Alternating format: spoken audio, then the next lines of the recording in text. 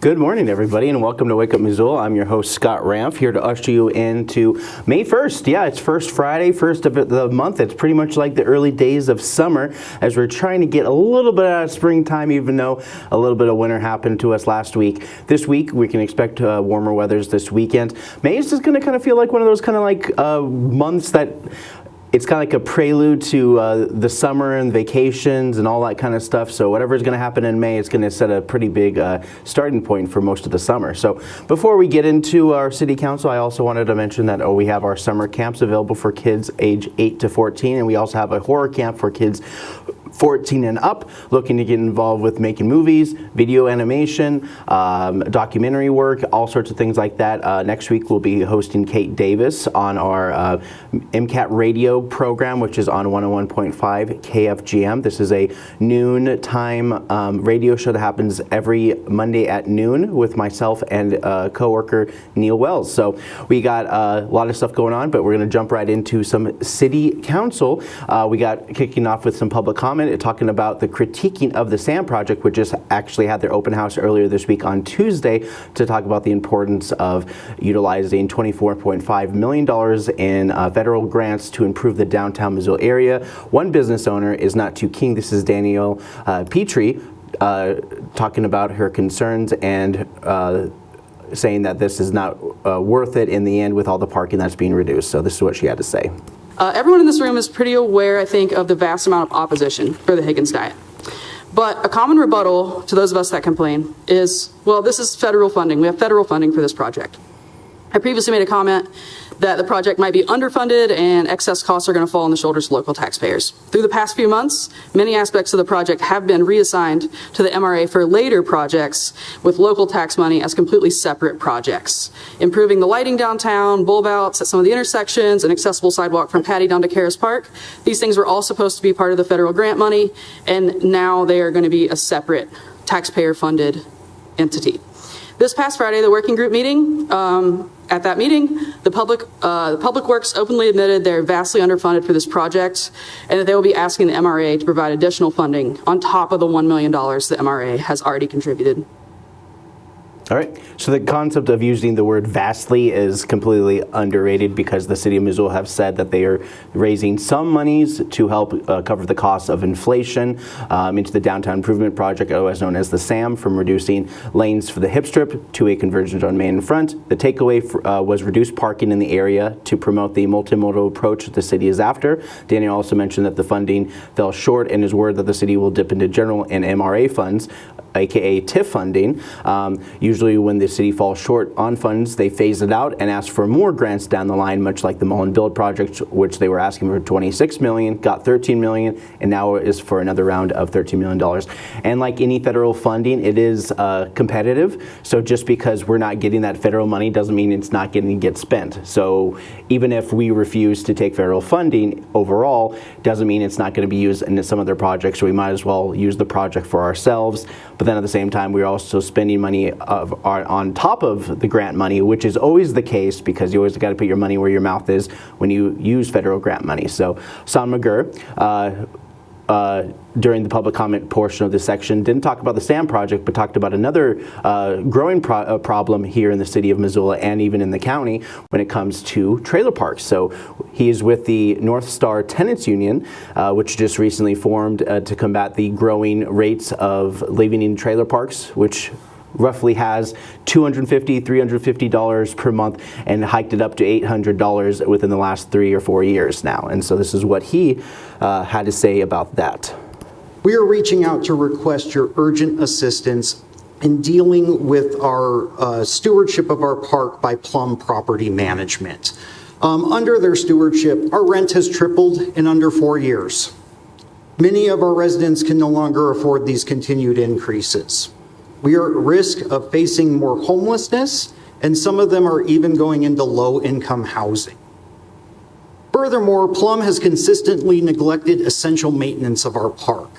We have dying and overgrown trees. Branches are falling on our roofs and on our vehicles and pose a threat to safety to our children in that neighborhood. We also have a feral cat colony that is growing out there. We have reached out to Plum about this. Whenever we reach out to them, we are met with silence. Plum's indifference to the well-being of its residents is unacceptable, especially as Missoula faces a housing crisis. We are committed to securing our residents' homes for the future. We just ask for your help in bringing Plum Property Management to the negotiating table. All right, and much like Plum, the Oak Group out of Texas that bought Travois Village and Harvey Trailer Park have known to been to the negotiating table with their tenants unions of both Harvey and Travois to help reduce those reduce those costs and rents that went hiked up. A lot of this has to do with out-of-state ownership ideal class, where a lot of times they're going with a certain algorithm, which is why the DOJ and the government is suing RealPage, which uses AI models to raise your rates by roughly $50 to $75 a month, which could seem like quite a bit of overreach when it came to this kind of stuff. But also going into the city for grievances isn't always a lot of times the best move, because some of those words could be used against them. However, the bigger issues like Plum, Oak Property Management, trailer parks, like I said, collective bargaining is important before there's any sign for potential strike, because you can always have renter strikes if 90% of your rent folks come together and not pay it, because there is legal precedent and there has to be an agreement upon. So this is why a lot more people are going more union-based moving forward. But CJ Taylor, a resident and board member of the Tenants Union, also spoke at this meeting, and this is what she had to say about her own personal experiences. 4 years, our rent started at under $300 and is now at $800 a month. This does not include our mortgages, our utilities, or other housing costs, and we are both renters and homeowners. We are responsible for maintaining our homes and the lots while we keep facing these rent increases. We have come together as a community, and our leadership team meets weekly to ensure every voice is heard. We have contacted Plum Property Management multiple times. We have went to their office, which is not open to the public. We have put our letters on their door. We have sent them certified mail, and we've been completely stonewalled. Our next step we took was to try to get a hold of the person that is on the deed as the registered agent for our community, whose name is Shane Reilly, and we have got minimal response from him. We have even showed up at his office. All right. So yeah, there's a lot going on, and yeah, it's really hard to keep up with so many things that are going on in general, just in life, and a lot of things are happening. While many out there are talking about the homeless issue, the cost of living issue is something that the city clearly has no control of because of the quote-unquote market rate, and being the market, publicly traded companies who make up their margins have increased rates. Forever. You cannot simply exist anymore without some form of bill hounding you for one thing or another. Mayor Andrea Davis's response to North Star's concerns, and this is what she had to say. I share in their frustration in regards to some of the tools that we as a community and as a state could have seen in place for folks like themselves to be better equipped to even make a market rate offer to purchase their park in ways that helps them be more competitive with regular market sales. And I'll just mention that last week I participated on a housing workshop group with Senator Dave Byrne. He hosts those meetings for folks to try to continue to advance legislative work. I met with President Nugent on that. We talked about some things that are working. One of the things that we talked about at length, actually, was the utilization of our workforce housing program, financed through and afforded by tax increment financing. And so their questions for me are, how are you advancing affordable housing? How are you partnering with the private sector? And how are you advancing senior housing? And it was great. I could utilize a couple of our projects, but mostly Franklin Crossing was an excellent example of ways to show how we're utilizing the workforce housing program provided through Missoula Redevelopment Agency to support a number of initiatives. And one of the things that we talked about quite a bit was the efforts that need to really happen at the state level. All right. Efforts at the state level. Yet another one of those cheap promises that never kind of come to fruition. While the city uses funds to leverage affordable housing, some people already established in these zones say that they're feeling the pain from those taxes in special improvement districts. David Everham spoke on this and how SIDs affect him. I had one SID when I moved in 2007. Thankfully, I'm outside the Mountain Lion SID. Alone, Missoula City property taxes increased 17% in 2024 and 3.4% in 2025. MRA took in $9.3 million in revenue. Urban Renewal District 3 alone, not including 5 other districts. They say the state is to blame. SIDs are local MRAs. MRA's debt maintenance in 2025 was $6 million. Plans for Franklin Crossing, 200 affordable units at $67 million and $9.7 million in TIF is moving forward. That property has been off the tax rolls 9 years, as 45 empty city-owned acres are. Bad business move. Renters, grocery stores, mechanics, dentists, people in trailer courts, and homeowners raised local taxes, and SIDs increased prices across the board. Local inflation for all, affordable housing for 0.15% of our populace. Quit raising my SIDs. All right. So yeah, think about it like this, and some people really do kind of have the idea where, like the low income are pushed aside for higher low income who can pay those taxes for those affordable housing units. But taxes were based on calculations, and we were adjusted for the market rate hikes that occurred over the last couple of years. If anything, tip dollars from the Urban Renewal District worked so well over the last 10, 15, 20 years based on those 3 pots earmarked for the MRA project that are happening now more than ever, just because those monies have been generated over the course of the last decade or so, which is able to have that extra money in place. Every time someone brings up TIF funding in the city council takes time to explain it, and giving you the rundown is essentially urban renewal districts is using commercial space, which also includes the renters who use that commercial spaces who have to pay a little bit extra so that TIF funding can be used to mitigate blight, and now vertical integration, which includes affordable housing, which the state allowed to do. So but now as we move further in this as well, the committee meetings, they're talking about, before we get back into the SAM project, the Safety, Accessibility, Mobility project, we're going to talk a little bit about the farmers market, which is happening this weekend.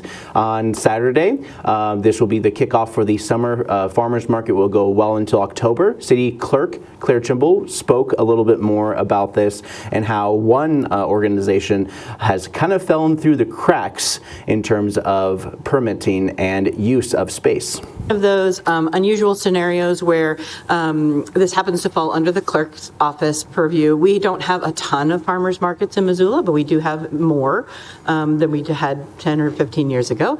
And this, we do have a procedure for asking people to bring their farmers market recommendations to the city to make sure that we have accounted for things like traffic flow, safety, garbage hauling, things of that nature. This one is a little unusual because this market you actually may have already walked through and possibly purchased something from. The Higgins lot has already been established for quite a few years. It's located in the Jimmy John's parking lot, and it runs in conjunction with our normal farmers market summer season. And a few years ago, the city, we've been working with these guys back here to just get all the I's dotted and the T's crossed so that it's a legal market. And all right, and so part of that also, the legal market, is the essential thing that happened is that the property owner over at 420 North Higgins essentially converted their parking lot, their own parking lot, which is private property, to create their own people's market.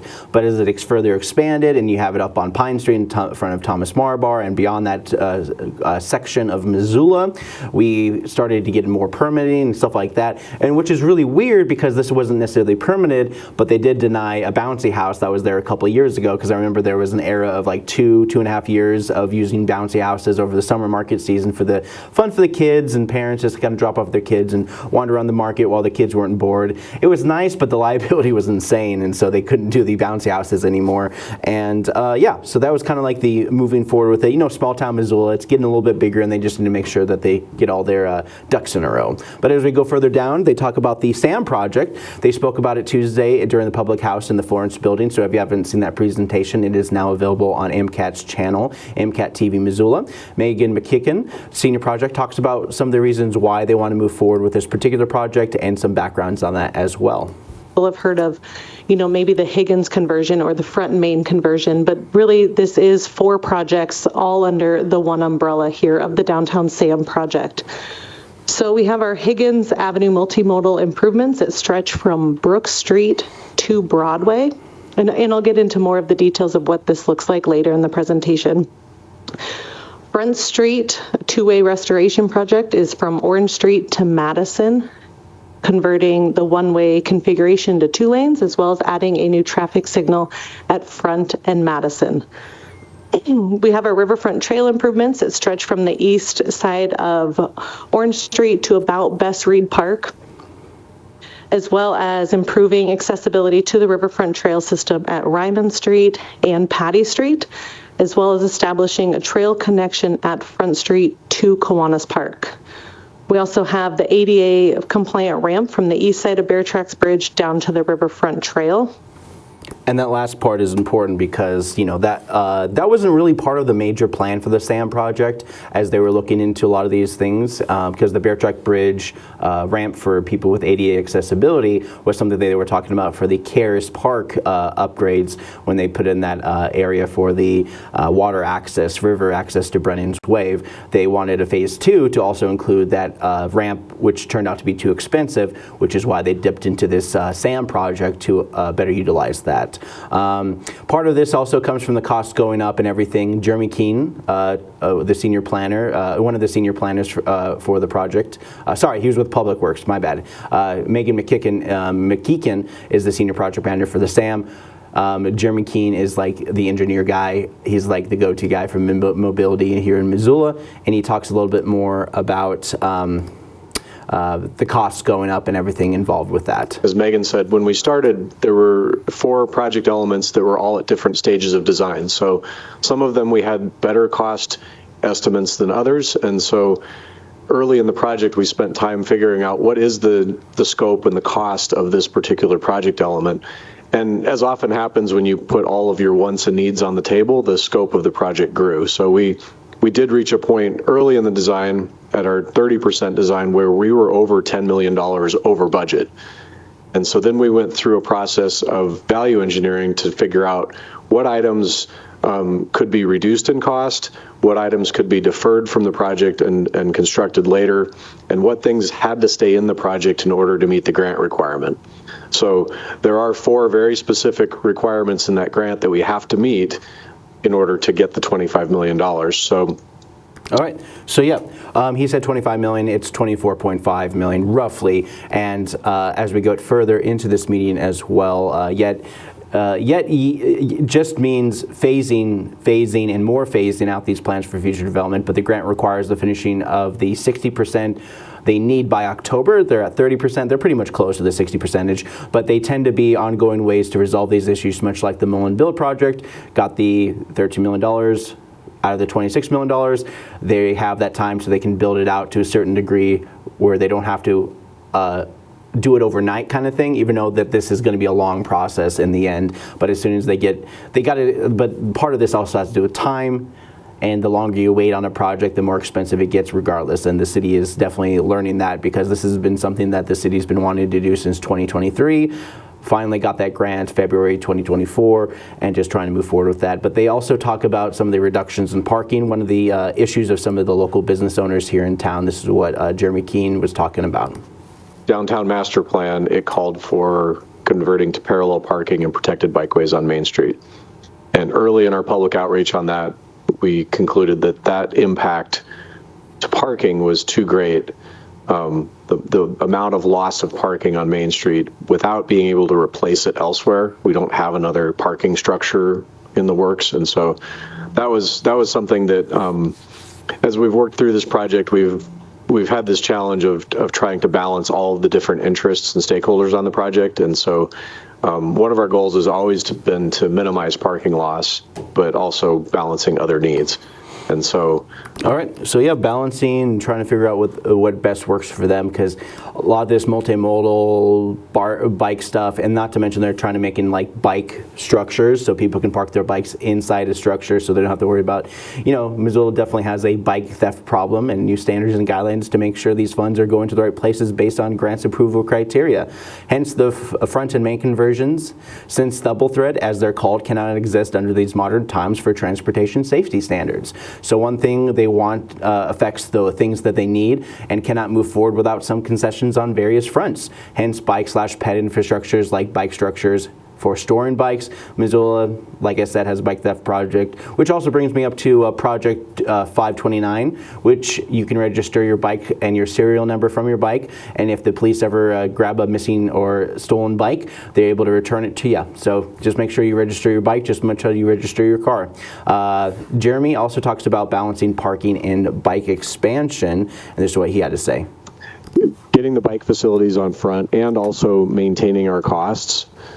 Ideally we'd widen Front Street so that we could have parking and bikeways and street trees and all of the things, but the cost and the right-of-way that was available to do that it's just not there. It doesn't fit. So we are going to see some impacts to the parking on Front Street, particularly east of Higgins.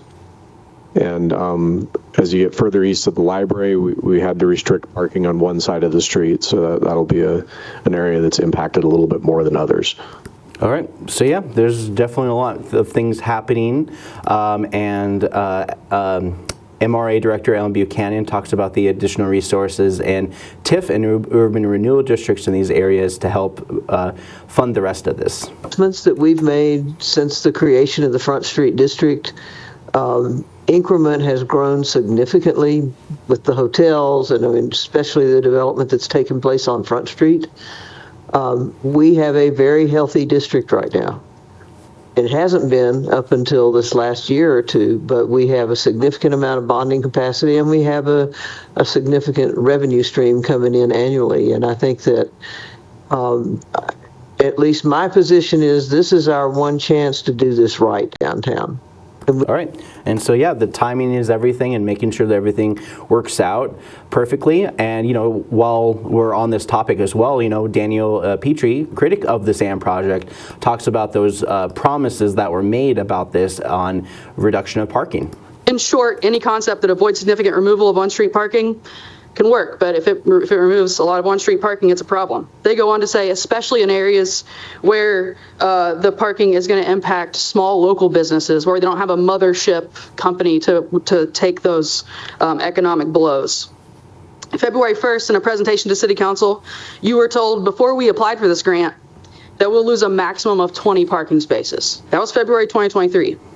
February 2025, I met with project leaders, and they weren't able to give me a number, but I was told we're a goal of net zero loss of parking. That's been the number over and over. 7 months later, September 2025, this fall, hey, Danielle, we're going to lose 86 parking spots. Okay. April 2026, last night at the working group, we found out it's 104 spots. I think it's a misrepresentation to call this 4% of the total parking. We keep hearing this number of 2,000 some parking spots. In the project area, there are 682 parking spots, and we're going to lose 104 of those. That's that's over 15%. All right, and that's what she had to say about that. And yeah, losing parking is a big deal, especially if you own a business and affected by those changes in the downtown area. Places of employment do provide spots for their employees in downtown areas. As lead parking under the Parking Commission has continued to push these services for long-term parking. All four elements must be part of what Jeremy Keene says the grant agreement for the $24.5 million. This is four of the four main and front conversions, hip strip, 4 to 3 lanes on the hip strip, bikes and trails, and signal optimization. And as we move on, we're also talking about other development that's happening in their Fox Triangle site, which is also their own urban renewal district, hoping to get some people on board to build out and use that money to help bolster the Affordable Housing Trust Fund. John Adams talks about the status of this particular site. So the land use agreement essentially articulated restrictions and obligations in terms of how the property could be used. So it required particular uses, a conference center, a hotel, retail, office, restaurants. It prohibited surface parking, had floodplain setbacks. It applied multi-use standards to residential buildings. It had a variance for storage space. It had glazing standards. It included a riverfront trail and an active transportation corridor on West Front Street. Required planning for a pedestrian bridge to land in the property. And it required administrative access easements for the public spaces that would be developed in the triangle.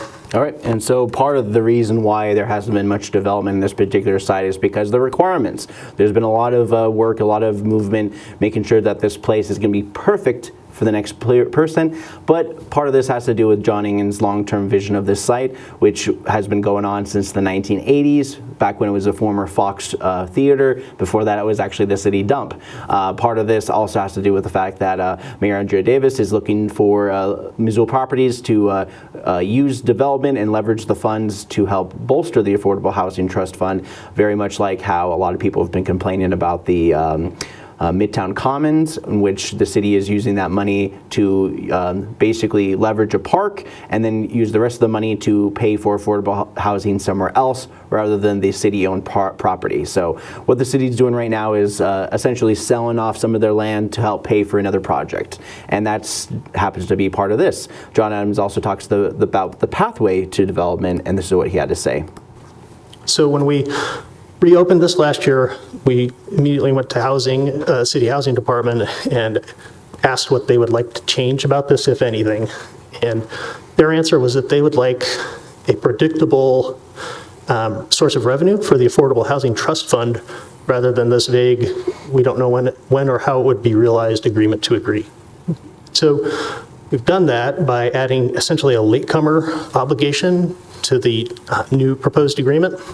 It basically complies with MRA's policy that when you invest over $100,000 in TIF funding for infrastructure, that the beneficiaries of that would then donate 10% of that amount back to the Affordable Housing Trust Fund. All right, and so as you heard from him himself, with the money and the calculations being done for this, they're going to essentially put $300,000 into the Housing Trust Fund for the next 10 years, if not more. That also has to do with the fact that TIF funding is used as I like to think of it as a glorified government bank loan to organizations that they eventually have to pay off later down the line in one way or one form, as they help bolster the Urban Renewal District and their tax increment financing. So tax increment financing is like, oh, you're giving away money. It's like, yes, but we're getting money in the long run as a result. So part of this has to do with investments and stuff like that. So that's pretty much it for what I have for your city council report. I have a couple clips for you guys as well, but I wanted to kind of like look through to see if there's any posts from MCAT that I really want to kind of show you guys while I break things up. But I also wanted to help promote the film collective here in the city of Missoula. So this happens every second Tuesday of the month here at the Missoula Public Library. The Film Collective is a mixture of artists, filmmakers, producers, and YouTube makers to talk about making films and stuff like that. So here is a little excerpt from your Missoula, the Missoula Film Collective. Get more views, do this or that. Yeah, exactly. So that's kind of cool for the film collective. So if there are people out there watching, and they're like, I'd love to be a YouTube star. I think a lot of people do. It's not too late. You can get into it right now. Yeah, and the algorithms are always changing. So there's things that will benefit you going into the game if you're deciding to start a channel this year versus back in the day. And there's different ways that you can grow your channel. And so I go through all that and how to bridge the gap with filmmakers on how to promote their own content. Well, that's so kind of you as a member of the collective, because now it is on MCAT's YouTube channel. It is, yeah. And so people can look it up there. Charlotte, let's get you in the conversation. Alrighty. Like, you've been a member of the Film Collective for a while. Yes, I'm excited to be part of it. It's good just to network with the local filmmakers in town and really get a sense of what people are doing and putting out their projects that we want to do and how other people can connect and be part of that together. Oh, yeah. All right. And so there's a little taste of the Film Collective. I didn't want to spend too much time on that. I have a lot of show to get through and not so much content, but we're going to jump right into your pre-critic, where I prejudge a movie based on nothing but my biases towards movie, which is kind of perfect for the Film Collective kind of reflection. So as we jump into some pre-critic, we're going to kick things off with The Devil Wears Prada 2. Never saw the first one, but I assume it's about fashion. All I know is that Meryl Streep is doing her Meryl Streep thing, trying to win Oscars. You know, good acting with two other gals, Emily Blunt and Anne Hathaway, which comparing the two would be artist versus artiste. I'll let you decide which one. But watch these women who are thrust into another fashion bowl, Super Bowl type situation where they have to overcome odds and each other to get the fashion award or something. All right, and then we got Hokum. Adam Scott is on his third career as the leading man in the sci-fi horror-esque movie geared towards the unseen horrors of this world. His mom and dad had a honeymoon in this one Irish countryside villa, hotel, whatever. He goes there, turns out it's haunted. This one follows a man who went on who wants to scatter his parents' ashes in the small East European, or actually Irish town where everyone is making things up about a force of evil that cursed the hotel he's staying at and must learn the truth of evil before something happens. I assume it has to do with an evil leprechaun because they have the ability to turn into a rabbit, and there's some kind of rabbit freak monster in this movie that kind of scares them. But there's probably deeper than just that weird animal hybrid creature. Then we got Deep Water. Hey, you know, it's about, you know, water-based animals trying to kill you. Sharks. Go with a shark. Shark movie about plane crash survivors. They have they have the last laugh in the plane crash, only them to be stuck with an ocean full of sharks while they're being picked off one by one. Nothing more than a survival horror, and I doubt you'll get anything more than this from ocean movies, because every time there's a movie based in the ocean, there's always some kind of human spirit survival kind of thing. So that's what you can expect. And then we got Animal Farm. Well, the Hollywood people did this thing and loosely adapted the book for some cheap kid movie thrills about animals rising against their farmers and establishing their own form of government. This is essentially what Back of the Barnyard was. However, this one is a lot more of fart jokes and pigs being portrayed as hapless losers faking their way to success on their farm. All right, then finally we got A Spoon of Chocolate. The Man with the Iron Fist is back with an action movie about an ex-military man who goes into a small town. Sound familiar? The wrong people mess with him, opening up to the criminal underworld whom he has to fight. I think they kind of peak with John Wick is like, don't mess with that guy. And it's like, oh, they messed with that guy. Oh, I found out that the guy wasn't supposed to be messed with. Okay, everyone's dead. Every bad guy that's ever messed with him is dead. That's the movie. That's what we get. All right, we have a movie for you guys from 1942. I brought back Dubbin Stuff for you guys. I haven't done it in about a month, and so here's Badonga. And yeah, here it is.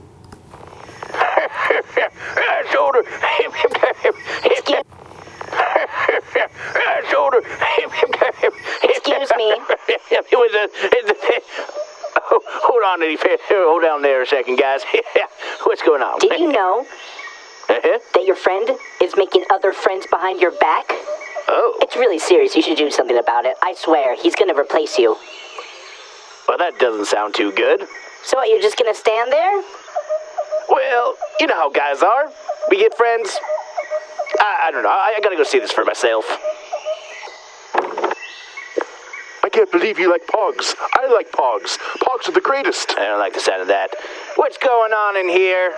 You guys talking about that weird 90s obscure game called Pogs? Oh, well, I see how it is. Drawing maps to each other's houses? What's going on in here? It's not quite like that, okay? You have to trust me. Trust you? You're my best friend. Yeah, so you should give me certain levels of leniency. What did I say about adding other people to our group? They might ruin the whole entire vibe and everything. I hope you know that your actions have deeply affected the group. Well, I assume there is a grace period for these kinds of things, so bro them out and see what the vibe's like and introduce us. You think you can do that? Come on now, you can do it. I trust you. Oh, why didn't you speak up? I thought it would be a great addition to your group, and now you just embarrassed me in front of him? How dare you? Relax, he's just very overprotective of me. Oh, I just don't fit in with your group? Is it because of the way I look? No. Derek, I don't believe in those kind of things. Listen, man, we really get along really well, and I hope that you can be a part of my group. I know I'm an outsider in your group, but I'm really cool. And I have all the latest games. Huh. Like, what kind of games? Video, board, or just a lot of puzzles? Yes, I have all the games. I have Legos. I even have Bionicles. But they don't make Bionicles anymore. I'm assuming we can work something out. Perhaps we should surprise them with Bionicles, but we should invite them doing puzzles and all sorts of tabletop games. Well, maybe you should lead with the Bionicles. Maybe that will get them. That's the stinger. We gotta get them on hook. I don't know if I want people to touch my Bionicles or anything like that, but you guys can look at it. What generation you got? I got Generation 1 of the original and Generation 2 with the armor. I have also got the Cocteau that allows for all sorts of cool different kind of mixtures and designs and kinds of things. It's really quite interesting. I even have some of the old rare sets that come in those major things. You've given me a lot to think about.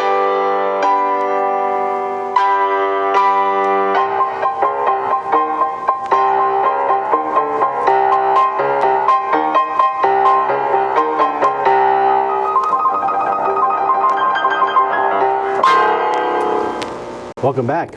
All right, let's talk about some news that are happening. I'm assuming you guys love hearing about the news, but you know, it looks like our own Tim Sheehy out of Montana is wanting to essentially draft the bill that would buy the $400 million at this point, million.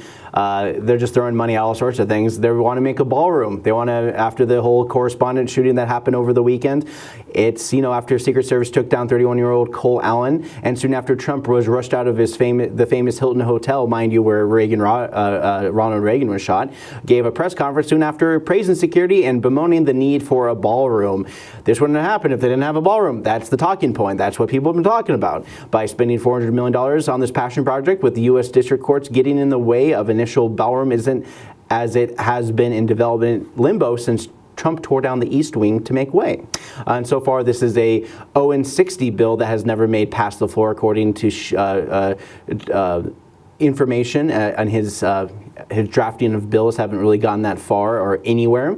Maybe they should focus on gas prices, since they jumped up from $3.99 to $4.39 here in Missoula just in the last week. That's what I woke up to here today in Missoula. And of course, after 117 years, the longest running Chinese restaurant in America will close. Out of Butte, Peking Noodle closed their doors this week. The family has come over to work in the mines, railroads, and for some, they started a food business. Family legacy and times of uncertainty have resulted in this, like many others, to lose their businesses in these times. From here in Missoula, we lost a handful of restaurants the last couple of years, from Pangea to those bars downtown.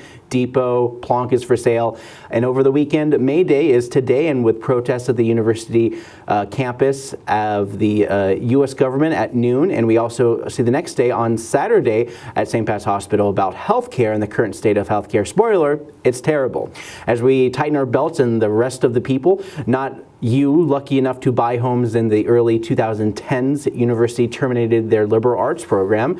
With threats of DOGE in distant memory, many campuses are reckoning with the shrinking student body and investment into the university. Other cuts over the last decade have been given some faculty and students the perception that university leadership is struggling to uphold UM's liberal arts identity. Several staff members told Montana Free Press, but the decision to end the literature masters has raised concerns about downstream consequences of other programs. This in lieu of hiring the new president at roughly $467,197 a year in their salary.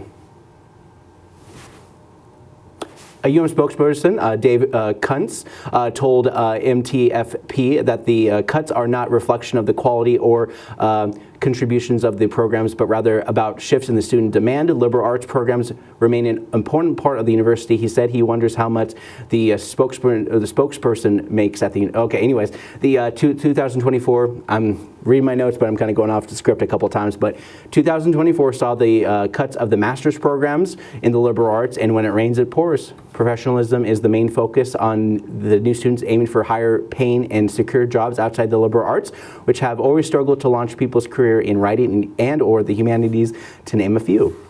This also affects some of those long-standing programs like Irish Studies. MCAT has a personal relationship with Trelec O'Riordan, the director of the Irish Studies, out of the program, which also saw Chinese department studies feel the cuts. With the cuts, the money will go to programs that need additional resources to meet growing student interest. PhD programs, as UM needs to a certain number of PhD grads to maintain the R1 status or Research 1. Very high spending in doctoral production. Kunt says the R1 designation is the highest classification for research institution and requires a certain amount of research spending and doctoral degrees. Mind you, when they say they need cuts, then invest in other programs, then we get a little glimpse of the university's policies and priorities. I'm not sure the university on an administration level as more towards their professors and professors helping the students achieve their goals of higher education. So when any administration makes the cut, maybe they should really think about taking the cut. And that's something that always seems to be the case with a lot of institutions in general these days. From Missoula Current, Lolo National Park is making changes to the Montana/Idaho public lands. Since 2023, UM and Lolo National Forest Service's Ben Johnson have been working on a plan which has 4 different ideas. Number 1, or A, do nothing and keep the plan as it was put in place in 1986. Alternative C will emphasize the wilderness values, connectivity, secluded wildlife habitat, and non-motorized recreation. Alternative E, which would allow the most logging and prescribed burning and both motorized and non-motorized recreation. Alternative D appears to be the midpoint between C and E, which logging and burning would occur mainly in the wildlife-urban interface, which allows both motorized and non-motorized recreation, but will provide this wilderness and backcountry values. There's no plan B, but they want to save that for something that incorporates the best of all these ideas. Roadless rule is also an important factor in these talks, as Trump wants many of these lands to open up for roads and access for various money-making companies to come in and extract resources. Montana has the resource states. Lumber is the mainstay in all these talks as they balance the reduction of fuel for the fire season. These are trails in these areas for emergency vehicles, but the roadless rule applies to public transportation under the purview of Montana Department of Transportation. However, all Montanans are in agreement that rescinding the roadless rule goes against the values of Montanans and plays a third rail in political fervor. Since 2012, Forest Services and plans have taken science into account, but the recent DOGE cuts have made it difficult to keep up with the demands and review from a science-based standpoint. Overall, this plan is out there, and they plan to have something done by July. So Missouri is also considering getting rid of their state income tax. So this is something that you may or may not have heard about, but this would be the first time in more than 100 years that voters will decide if they want to remove this and focus on property tax expansion and sales tax. Coming from Montana, which saw those numbers of property taxes get inflated like crazy because the market reassesses the values of our homes and readjusted based on the taxable value. So there is a double-edged sword to this. However, property taxes are the few forms of taxes that have itemized review of your taxes and where they go. Unlike income and some state taxes, they require you to be your own accountant. They know how much you owe, but they won't tell you. Anyways, the family earning between $49,000 and $79,000 annually will pay an average of $535 more in taxes if Missouri's income tax is repealed and replaced with a higher state tax, according to an estimate by the Nonprofit Institute Taxation and Economic Policy. Those earnings less would pay even more, the group said. So a lot of things happening. People are trying to find creative ways to reduce their taxes and tax burdens across the land. I'm going to throw it over to something a little bit less, a little more fun, but still a little bit creepy. Here is a horror movie, a horror short movie made by our very own Springflix kids. And yes, you get a double dose. You get Dubbin Stuff and you get a fun kid-made video. Without further ado, here's this. And when I come back, we're going to talk about some art for First Friday. Is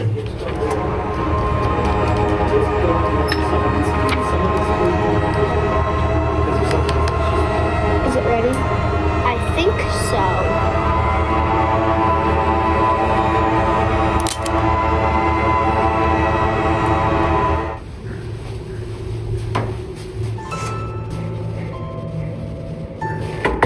Hello? Anyone in here?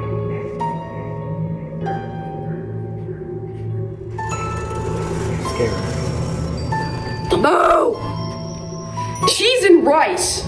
Dude! Oh my... Why? Why would you do that to me? Come on, bro. Because my shift is ending, and I like hearing you scream like a girl. Goodbye.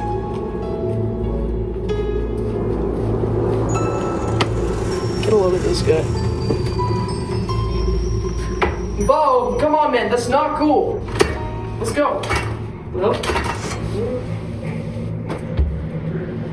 Knock, knock. Anybody home? Yo, this studio is messing up.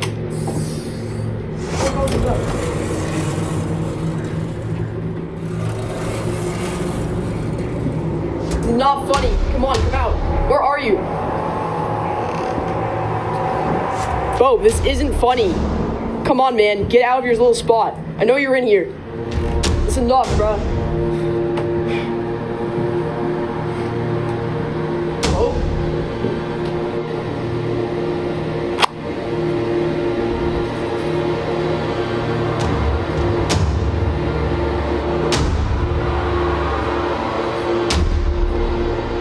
What the hell?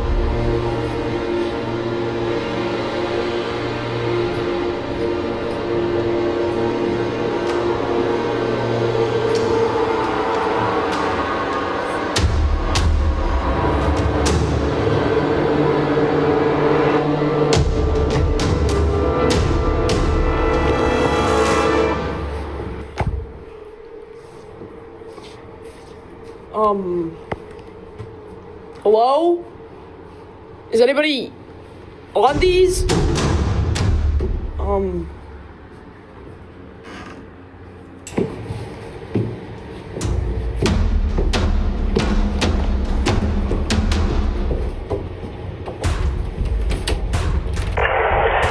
to me. If you're seeing this, then you're probably the night security guard. Have you met them?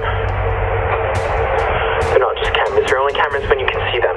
Listen to me. They're fast. Super fast. Faster than you could possibly imagine. Don't look away. Don't blink. Don't even blink. You blink and you're dead. I think they're coming for you. What the fig Newtons?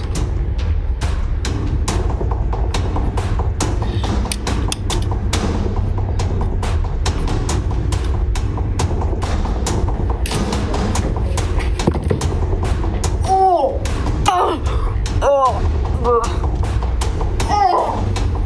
Oh my God!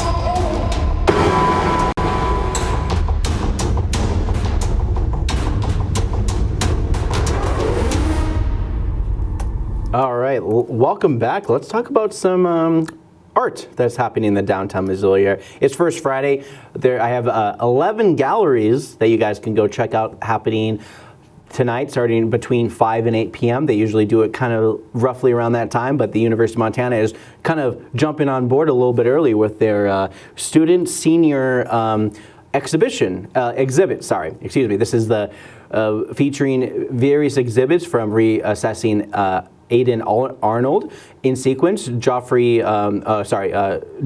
Stocking and the Year of the Horse.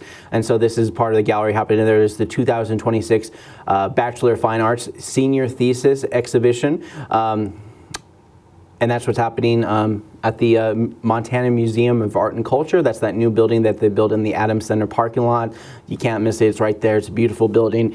Get a chance to check that out. And they're starting early at 4 o'clock as opposed to 5 o'clock. And speaking of 5 o'clock, Clay Studio of Missoula, a community show exhibition is celebrating clay in its many forms and vibrant community makers who shape it. This annual exhibition highlights the diverse talents of nearly 50 Clay Studio members, students, residential artists, featuring many array of functional pottery alongside striking sculptural work that push the boundaries of form and texture, and then visitors will experience the depth of ceramic artistry, and the artists explore techniques ranging from wheel-thrown and hand-built forms to experimental glazing and fire methods.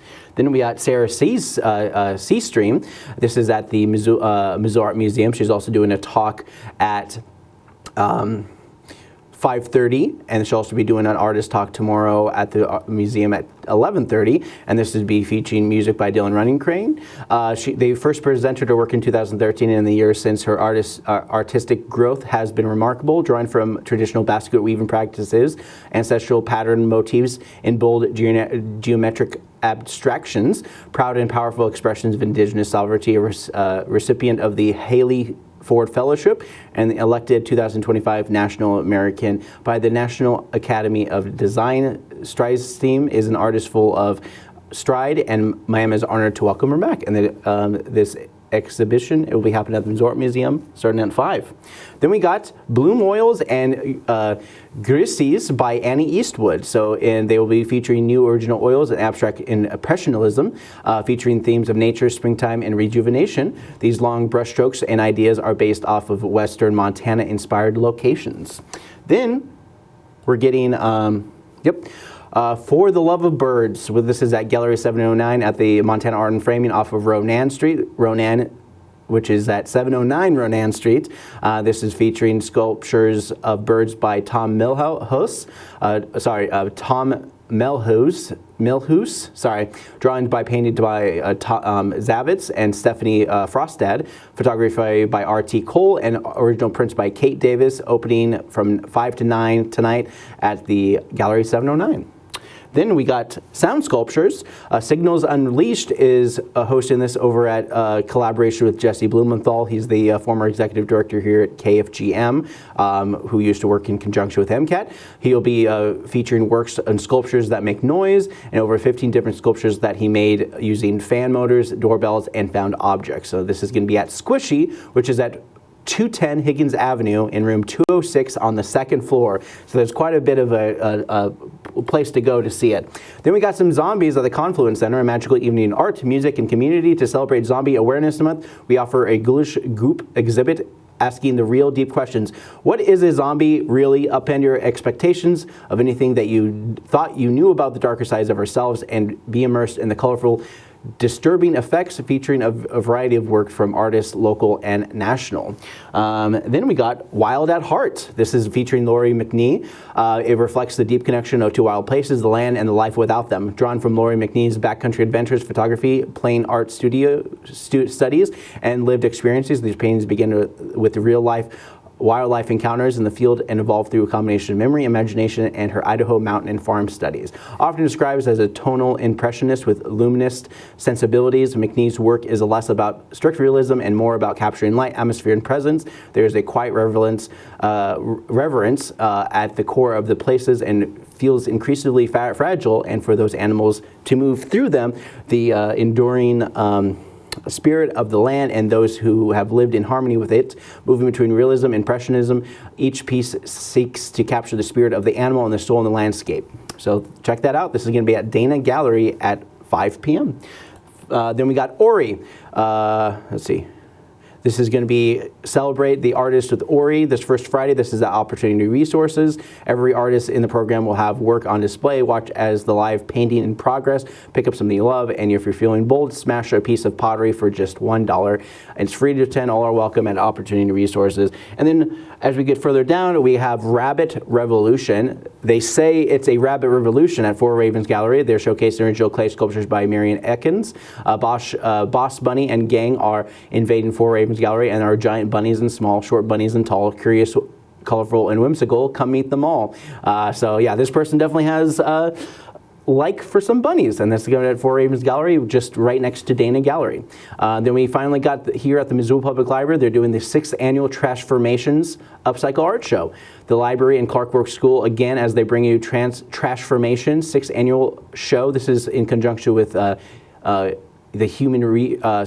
Home Resource, can support community collaboration among early education programs while installing the knowledge of passion and upcycle in your family.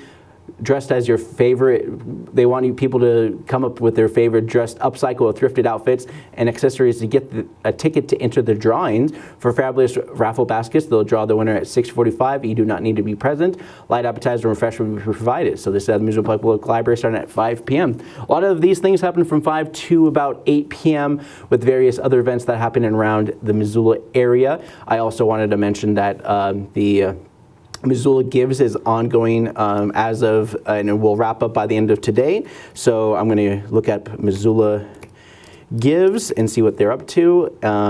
So this is both in Missoula County and Bitterroot, and so far they have about 10 hours left, and they've raised $500,000, $565,520 raised, over 2,100 donors, and 210 organizations are a part of the Missoula Gives. This is kind of like a collaboration with the Missoula Community Foundation. All these, if it's a time to donate to your favorite nonprofit, this is the place to do it. You can look at their website, see all those leaderboards and information like that. Looks like the Missoula Butterfly House has $34,000 and is a top recipient of donations this time around. A Lowell School PTA, they always tend to raise quite a bit of money every year. Missoula Children's Theater, they have some great stuff with them as well. And anyone that you want to support here in the city of Missoula, and also the Bitterroot. They also got grouped in with us as well. So if you're interested in all that kind of stuff, you go to MissoulaGives.org. I want to give them a last minute shout out before they wrap things up later this evening when they do their big showing and whatnot. All I know is that there's a lot of organizations here in town doing that as well. I have about 5 more minutes in the show. I don't want to start talking about events because there's already too much going on. As soon as I get done with one event, the rest of it will be over. So I wanted to thank you guys for joining me. And for Wake Up Missoula, I'm Scott Ramp. I hope you guys have a wonderful weekend and take care.